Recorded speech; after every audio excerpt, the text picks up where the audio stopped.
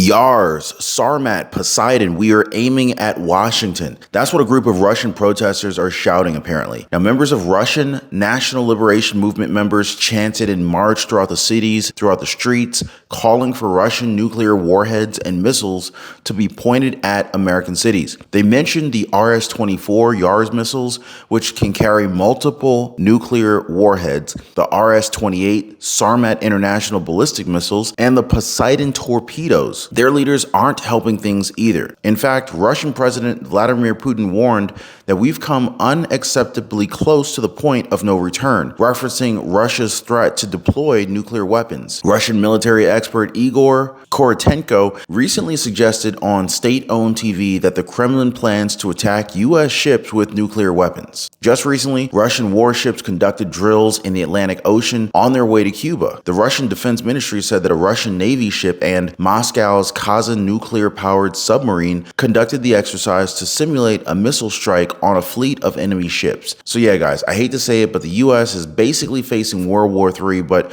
the Biden administration doesn't seem to be interested in doing anything about it. Russia is outproducing the US and NATO, churning out 250,000 artillery munitions per month. Meanwhile, the US and Europe collectively can produce just 100,000 munitions per month. And they're not even doing that. One article I read said that the arsenals of democracy are failing. Many say that Obama's clueless foreign policy left behind the chaos that we face today. That it's the Obama administration that remained determinedly passive in the face of events that shattered the old strategic landscape and began this descent into the vortex. And while the US is busy making enemies and stumbling over its own feet, Russia has been making friends. It was just announced that Russian President Vladimir Putin will be visiting North Korea to meet with Kim Jong-un in a show of unity against the West. I mean, this is wartime alliances forming right in front of our eyes here, guys. And if you were not before, now is definitely the time to be paying attention, guys. In today's video, we're going to be talking about the national security threats, both outside and inside of our country. So stay right there, guys. This is going to be a big one, and let's go ahead and dive right in. So first, here's Russian President Vladimir Putin delivering his threat of nuclear conflict and Fox News senior strategist analyst General Jack Keene's reaction. Check this out. Strategic nuclear forces are in a state of full readiness for use. We remember the fate of those who sent their contingents to the territory of our country. Now the consequences for the potential interventionists will be much more tragic. Here to react, Fox News senior strategic analyst, retired four-star General Jack Keane. General, he loves talking about nuclear war every 6 weeks. To me, this is in response to what Macron said of France, that maybe NATO should put some troops in there to help out the Ukrainians. What do you think the big picture is? Yeah, well, I think Putin continues to brandish the use of nuclear weapons because it works. I mean, it's the reason why the Biden administration took a knee on not providing advanced weapons when the Ukrainians began to ask for them in the first year of the war. It's because the policymakers feared Russian escalation. That's the reality that we're facing. So that kind of worked. Why wouldn't he keep brandishing it? Of course he's gonna do it. You heard what Putin said, guys. Much more tragic, and coming from a country that has about as many nuclear warheads as America, that's definitely a scary thing to think about. Now, of course, it's kind of hard to blame Putin for not wanting NATO on his border. I mean, we wouldn't allow Russian troops in Mexico or Canada. So maybe we need to put America first and think about the lives of our people with what we're doing abroad. What do y'all think? I mean, there are literally Russian people already marching through their streets, calling for Russian nuclear warheads and missiles to be pointed at American cities. A video that's been going around shows members of the Russian National Liberation Movement marching in the rain and loudly demanding that Russian nuclear weapons target U.S. cities. They were chanting for Yars, Sarmat, and Poseidon weapons to aim at Washington, all powerful Russian missiles and torpedoes that can carry nuclear warheads. At the protest, you could see the crowd waving a black and orange striped flag, which has become a symbol of Russian nationalism and militarism, especially since it's linked to the historical ribbon of St. George. The ribbon used to honor World War II veterans, but it got a militaristic twist over the years and has even been banned in the Ukraine in 2017. There was also a car in the middle of the action with a fake orange missile affixed to its roof, echoing similar protests that they've held outside the U.S. Embassy. This all comes at a time when Russia hasn't shied away from making repeated threats to use nuclear weapons against the U.S. and NATO countries during the more than 2-year-long months-long Russia-Ukraine war following Russia's invasion on February 24, 2022. In fact, they've been running drills with tactical nuclear weapons. Just recently, Russian President Vladimir Putin, he talked about the escalating tensions, hinting that the West might not fully understand the risks, or perhaps it's just too caught up in feeling untouchable and exceptional. He said that we've come unacceptably close to the point of no return, that the West is either unaware of the scale of the threat that they themselves pose, or are simply obsessed with the belief in their own impunity and their own exceptionalism. According to the Russian president, both can turn into tragedy. The discussion came right after the US and Ukraine inked a 10-year security deal aimed at beefing up Ukraine's defenses. John Isaacs at the Center of Arms Control and Non-Proliferation thinks Putin's tough talk is really all about trying to sway NATO and the US. And according to him, without any real wins in Ukraine, Putin's resorting to threats, which are likely bluffs, because actually using nuclear weapons would be disastrous for everyone involved. Isaacs pointed out the sheer destructiveness of nuclear war.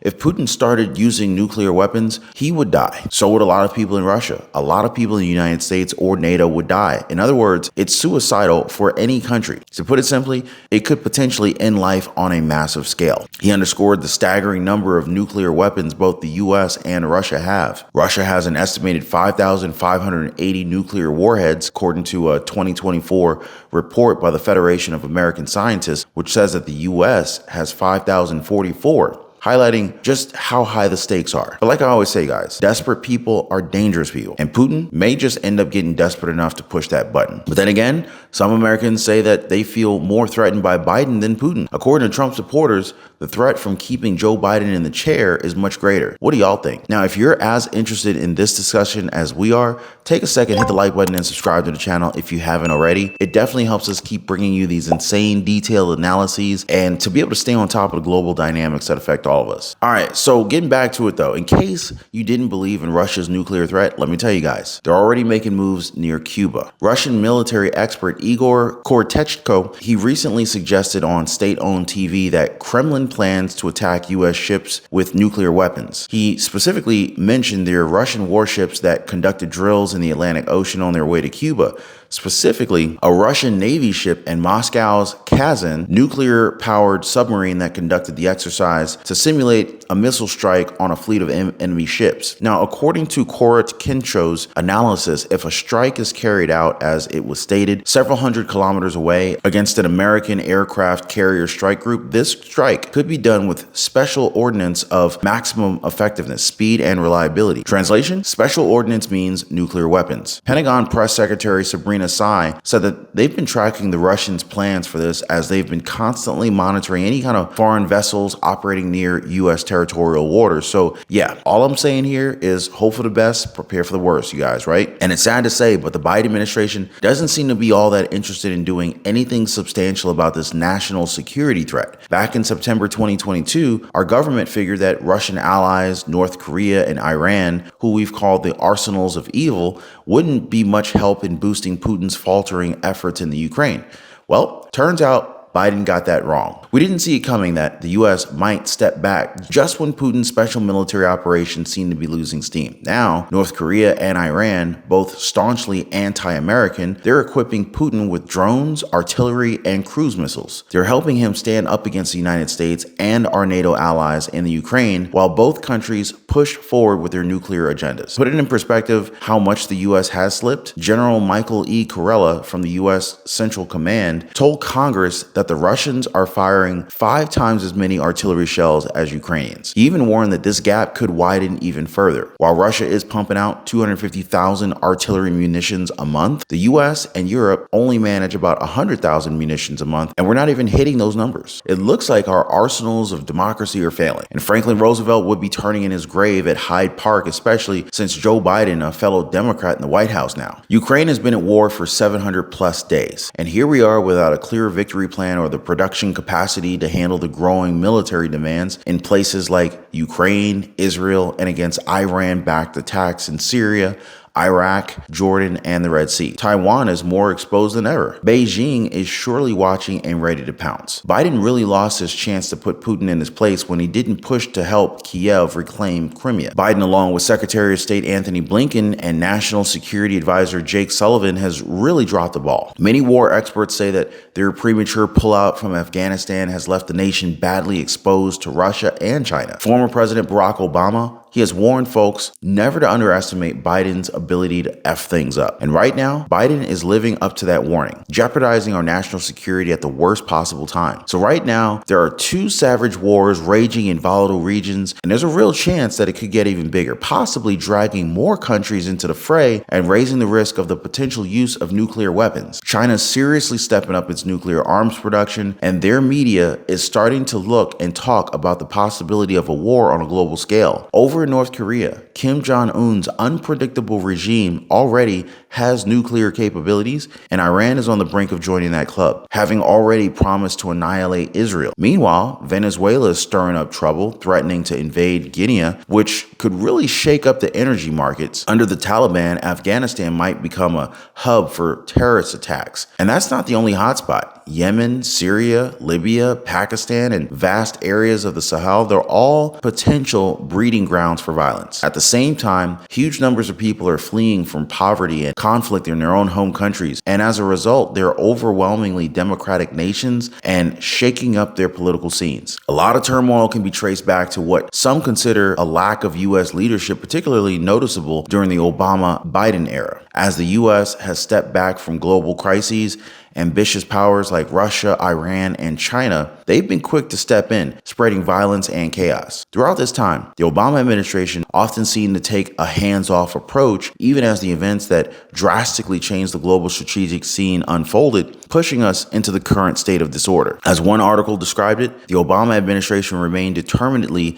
passive in the face of events that shattered the old strategic landscape and began the descent into the vortex. And while the U.S. and our allies are further descending into chaos and disorder, the likes of Putin and Kim Jong-un, they're joining forces. Russian President Vladimir Putin, he visited North Korea this week to meet with Kim Jong-un in a show of unity against the West. Part of it is signing a partnership agreement that would include security issues, which could easily include an alliance against the U.S. if all-out war were to break out. And the U.S. and South Korean officials fear that in exchange for munitions, Russia may be providing North Korea with military technology capable of advancing Kim's nuclear weapons program. Definitely some scary stuff, guys. Now, as we've talked about, this situation is incredibly serious, and it's clear that the stakes are higher than ever. So now, more than ever, it is crucial to stay informed and be prepared for both you and your loved ones. Share your thoughts in the comment section down below. Do you guys think that the U.S. is doing enough to counter these threats? Our comment section is wide open, you guys. And now, I love hearing from you guys. Now, if you found today's discussion enlightening, don't forget to hit the like button for the video, and don't miss out on why even more Democrats are beginning to move away from Joe Biden. In that video, we went into deep details into the politics and the policies that are causing significant shifts within his own party that might mean a future of U.S. leadership change. Make sure you guys check out that video after this one right in the description down below. I'll try to leave an end screen right here y'all can click on.